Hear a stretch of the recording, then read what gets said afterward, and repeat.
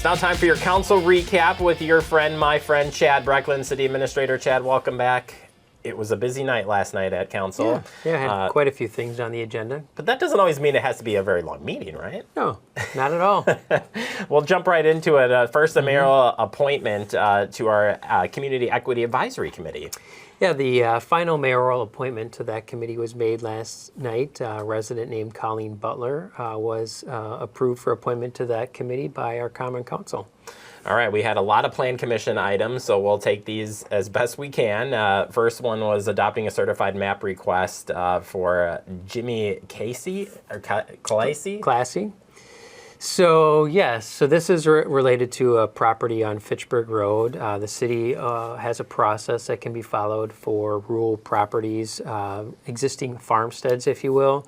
So in this particular situation, what this property owner is doing is they are creating a separate lot for the existing house, and then the farm buildings and the farmland will be its own parcel or lot as well. So the city, again, as I mentioned, has a process for that. This is the one of the stages within that process. The next item will be another step in that process, which is to rezone the property, specifically the parcel that has just the residential house on it, to rezone that from exclusive agriculture to rural residential. So the first two items on the Plan Commission accomplished a couple of the steps in that process. Both moved on, I assume. Both were approved, yes. All right, moving on to number 3, a resolution adopting a comprehensive development plan in our Orchard Point project. Yeah, there was an update to the comprehensive development plan, followed by a rezone. Both of these are related to a piece of property or parcel on Nesbitt Road. A developer has proposed 2 apartment buildings on this parcel immediately north of Jimfinity. One of the buildings would be 80 units of workforce housing, I believe, for seniors, actually, age 55 and up, if I recall correctly. And the second building would be 100 units of market rate rent.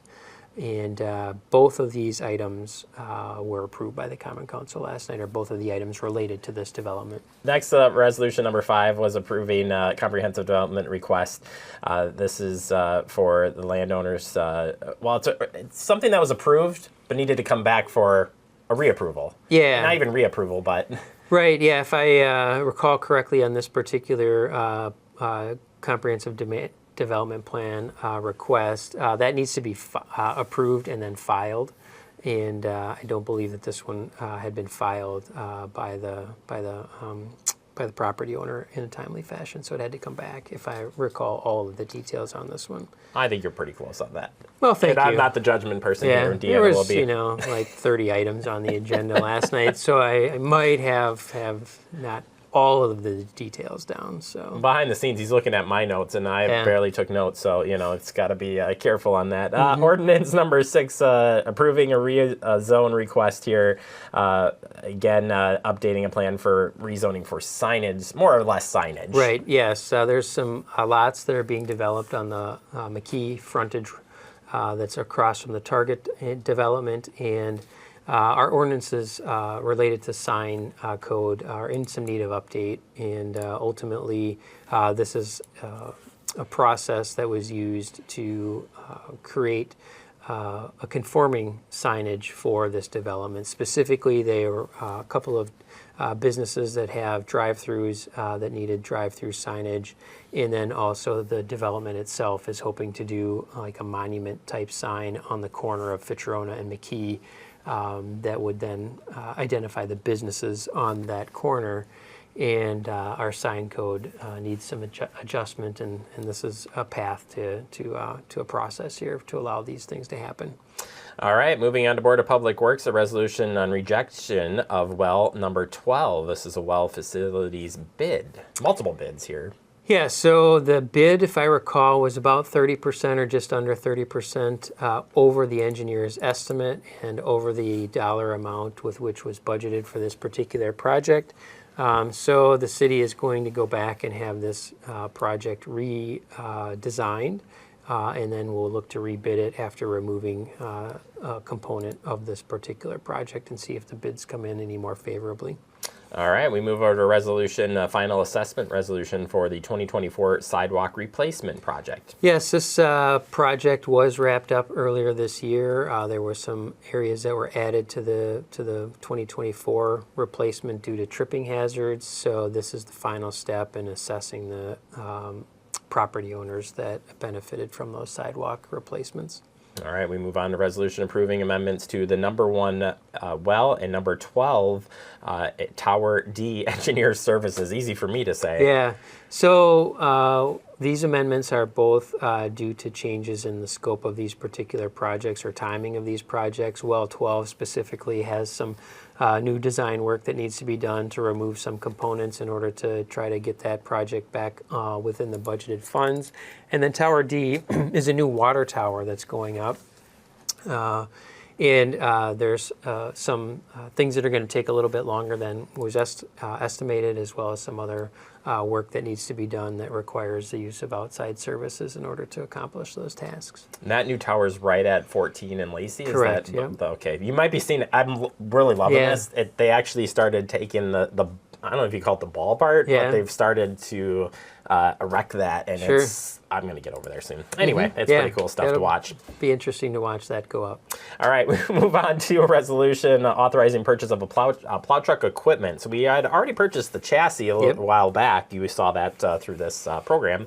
Now we got the equipment for it. Right. There's about $150,000 worth of equipment that was authorized by council last night to equip this truck for plowing snow. That includes the plow, the wing blade, the pre-treatment systems, the controls for all of those things, emergency or warning lighting and those sorts of things. So it's expensive, obviously. Again, the $150,000 is just for the equipment that goes on this truck, and it doesn't even include the cost of the chassis itself, which was authorized in an earlier council action. I was going to say, somebody might ask, why did the chassis get approved a few weeks ago, and then why the equipment later on? Yeah, bought from separate locales, if you will. So we buy the truck chassis from a truck chassis dealer, and then we buy the equipment from a truck outfitter or upfitter, if you will. All right, perfect. We move on to a resolution for conditionally approving a holding tank at 2309 Tulare Street. Yeah, so that's on the eastern side, I believe, of our Greenfield neighborhood. And this is a property, a residential property that needs its septic system replaced, and because of the soil conditions and groundwater at this particular location, they are unable to have a code-compliant septic system installed. So the city does have, through its ordinance for properties and residential, or at least certainly residential properties that exist before 1980, where a holding tank can be authorized by the Common Council in these sorts of situations. It's not the preferred solution. This is a situation that it's not inexpensive to do it, and it does require much more regular pumping and maintenance than a septic system does itself. But obviously, the city doesn't have an interest in displacing somebody from their home, and this allows people to stay in their home. All right, so we move on to a resolution approving the agreement for subdivision improvements at the Gusto. Is it Gusto or Gusto? I don't know. I've said it both ways, but nevertheless, right. A standard approval here. Yeah, I'm not going to wade into how to pronounce that. But yeah, this is a standard subdivision improvement agreement. This is for the first building that is proposed for the northwest corner of the intersection of Seminole Highway and Lacey Road. All right, a resolution accepting a public traffic signal easement on outlot number 3 in the Jamestown Quarry project. Yeah, Jamestown Quarry is across from the Target on McKee Road, and this is just a standard easement that we are getting in order to place a traffic signal cabinet. All right, we move on. Let me scroll down here to Agriculture and Rural Affairs. They had a resolution on farmland preservation plan map amendments. Yeah. So each year, Dane County does a farmland preservation plan map update. And if and when we have any changes to our farmland preservation plan map, we go through the process of notifying Dane County of those changes. And what this does is this allows any property owners who have agricultural property. It has to be zoned, I believe, ag exclusive. Depending upon the use of that property, they can potentially qualify for farmland preservation tax credits. So I don't know all the ins and outs of that, what the specific qualifications are in order to claim those credits. But certainly one of those is that your parcel needs to be zoned in a certain specific way and identified on this map by both the municipality and the county. All right, I'm going to take it for your word. I think you got it. Standing committees, we have Finance Committee has a resolution approving HR payroll timekeeping software agreement. Yeah, we're in the process of updating our payroll and timekeeping system in particular, and the selected vendor that is moving forward also has an HR function that will begin to utilize that and phase out our use of an existing HR function as well as our existing payroll software. This is largely being done to try to get more efficiencies with our timekeeping and payroll processes and HR management. In particular, we still have a department that is doing paper time cards due to some technological challenges with our software applications. So we believe that this product is going to help alleviate that issue, in particular with that department, and we'll be able to now have all of our staff move to electronic timekeeping and payroll coordination and collaboration. So again, this would be a much more efficient process than what we're currently doing throughout the city. It's a lot of work has gone into finding the right vendor to when you're trying to put it into your processes too. I mean, you want it to fit, and that's not always just a turnkey operation. So it's a process, and we're happy to be at this juncture. I could say that. And to your point, there's still quite a bit of process to go. I mean, we're just now, once the contract is approved here, the company will begin the implementation process that is going to take about a year just to implement this software. You know, I mean, the city isn't small anymore. You know, we've got about 200 full-time employees and about 75 part-time and LTE employees. So, this is a system that touches all 275 employees and a number of processes and departments and operational things. So there's a process that needs to be followed in order to try to make it as smooth as possible. Well, it's got a good, like I said, good opportunity to make efficiencies, in the process, which we like efficiencies here. All right, moving on to resolution amending the general fund budget election for election costs and clerk software.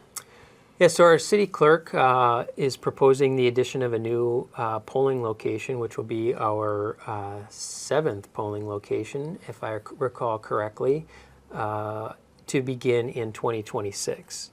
And obviously some equipment is needed in order to outfit that polling location. So this was requested in the 2026 operational budget. Due to budgetary constraints, we weren't able to include it in our 2026 operating budget, but we are going to utilize some one-time money in order to purchase this equipment in order to have the 7th polling location come online in advance of a potential February primary, and then of course an April election. Yeah, they got a nice recovery year this year. Next year picks right back up. Right, so exactly. We'll be ready for that. We have a resolution approving a TIF development agreement between the city of Fitchburg and Lido Apartments, LLC. Yeah, so TIF is tax increment financing, and this particular project is a approximately 114-unit apartment building at the intersection of Lacey Road and East Sherrill Parkway in our Uptown neighborhood. And this developer had approximately $3 million in extraordinary costs. The city uses a public finance consultant to evaluate requests like this, and ultimately, while the developer had approximately $3 million in extraordinary costs that we all agree upon, approximately $2 million is what was appropriate in providing with tax increment-based financing for this developer. In addition, this developer worked with the city to become its very first partner in a pilot program to add workforce housing units within market rate apartment buildings. So this particular developer has agreed to reserve 10% or 12 units of this apartment building for workforce housing for households that are making 60% or less of the adjusted median income in Dane County. there's approximately $800,000 in incentive that will be provided to this developer to do that. Those units would be expected to, in order to continue to receive that annual payment for the workforce housing, which again totals over the course of about 15 years, just over $800,000. The developer has to certify that those units are remaining workforce, and again, they have to remain workforce for 15 years in order to fully capture that incentive. A lot of information, a lot of work behind there, but some exciting news there, certainly. Exactly. It's one small step that the city and its development community can take to try to help alleviate in whatever way some of the affordability issues that exist. All right, our final resolution is amending the 2025 TID closure fund budget for police special response team equipment. Yeah, the police department has a special response team, and they were looking to add a couple of members to that team. This also was a 2026 budget request that capacity did not exist for, so we were using some one-time funding here in order to provide the additional specialized equipment for the 2 members that are being added to this team. All right, finally, next committee of the whole meeting is happening on October 29th. Important to say that night you'll be talking about the budget amendments proposed by council members. Yep. And then our next common council meeting is November 11th, which is budget night as well. So a public hearing on our amendments to the budget, but also that'd be the night that they adopt. And public hearing on the budget itself. Public hearing, thank you. I was going that direction and skipped you started over it. there, so you're on it. All right, we adjourn right there. Thank you so much, Chad. Appreciate your time. Thank you.